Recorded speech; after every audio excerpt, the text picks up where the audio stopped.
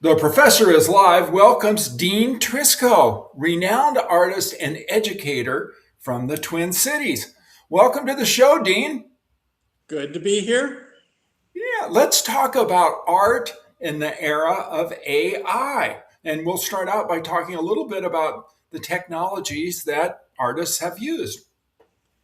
Absolutely.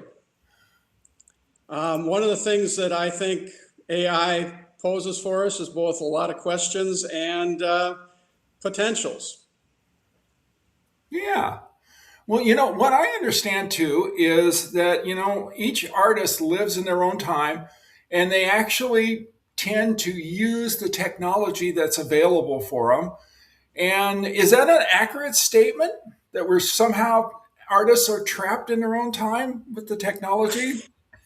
Well, it can feel like a trap, but it can also feel like an opportunity. So, I mean, I think it's, even as I talk to fellow artists, there's a lot of questions. And just like in the general world, is AI going to replace art or can it make art? And of course, I think that's one of the underlying questions you're probing today. But certainly, I think to make really meaningful, what should we call it, high level art statements, we're always looking to react to our times, look to be a part of what's going on, both our hearts, our minds, and to some degree, of course, our technology. Well, I think the camera, isn't that a classic example of all of a sudden we have this new technology, but a lot of people didn't see it. It brings in a new art form as well.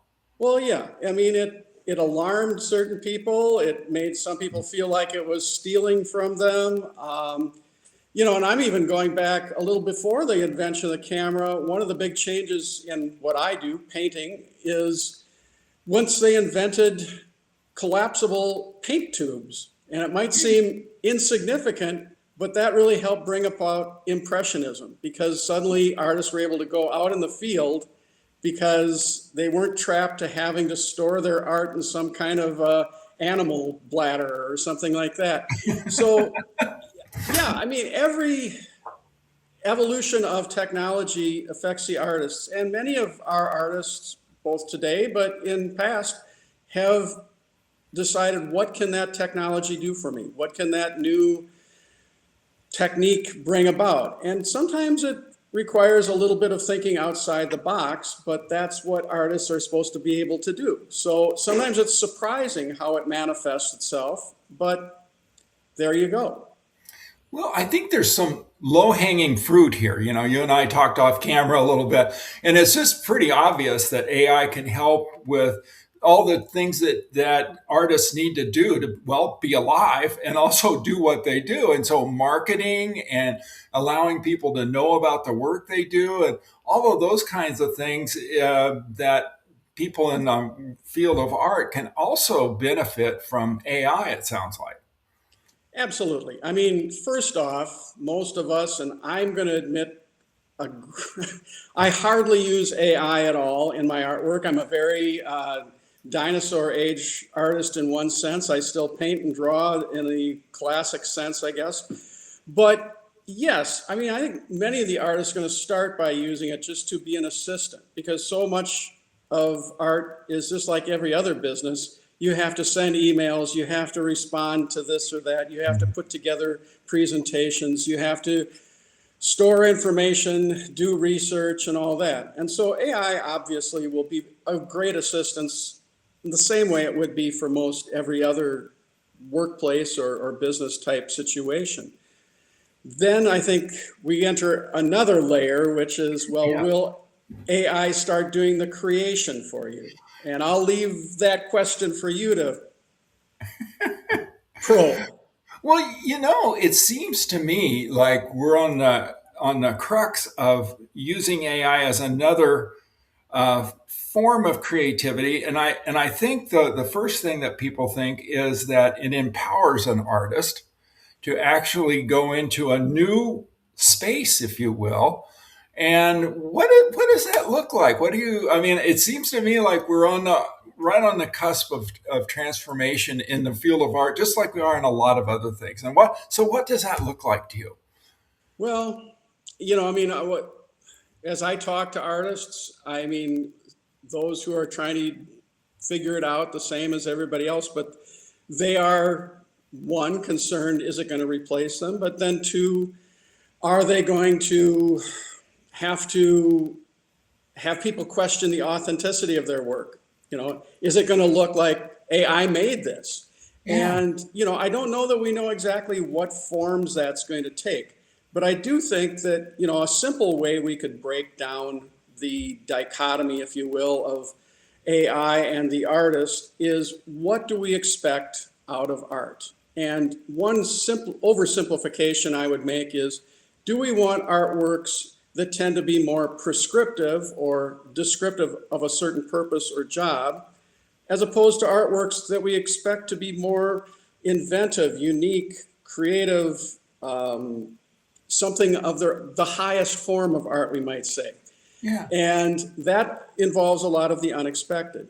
I think AI will be of greater assistance in doing brainstorming as to finding artwork that is for specific purposes. So if we have design related fields, if we have artworks that are going to certain spots or certain clients, you're going to be able to tailor at least ideas and do maybe some of your research that way. I think there will still be that element of authenticity that's wanted, that's the unique idea. And that's where we talk about creativity. Yeah, it Yeah, also seems to me like, I mean, the obvious thing for someone like me who's not an artist is like, I would go, I can feed this thing a whole bunch of Picassos, and then I could have it create an original Picasso for my house, and then I could, of course, stand back and go, that's what he would have done if he just lived a little longer. right, right. You know, I think that's going to be possible. We get into issues of ethics and Yeah. trying to foist that work onto an unknowing public, and that could be difficult. I think that, if that meets your needs and you say, I just needed a painting that resembled a Picasso and it also included the picture of my backyard pool in it, you can probably get AI to help you do that. And for given purposes, that might be enough.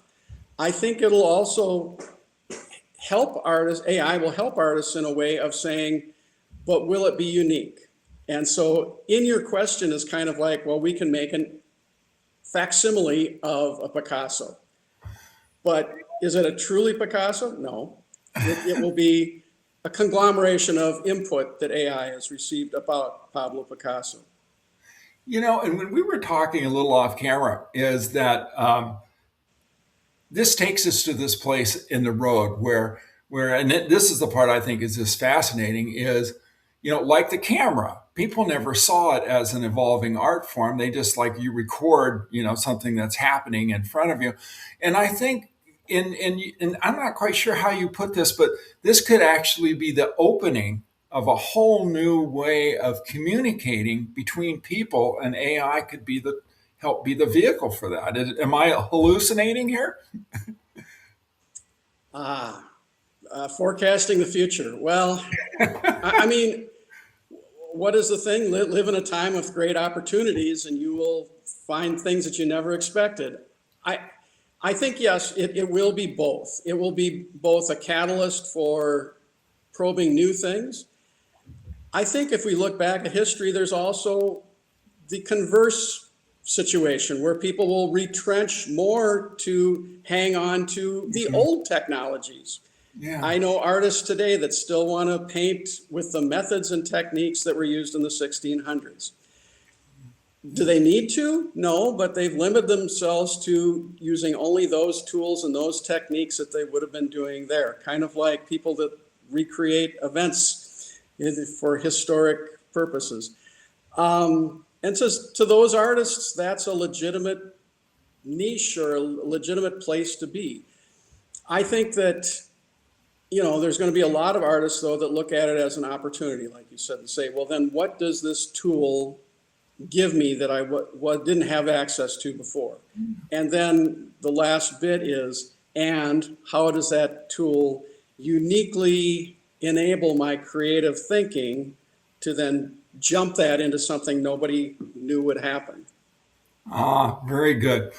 Well, thank you, Dean Trisko, artist and educator in the Twin City area, for being with us today. And for those of you who are watching, you can find out more about Dean by going to his website, which is deantrisco.com. That's DeanTrisko.com. So thanks again, Dean, for being with us. Happy to do it.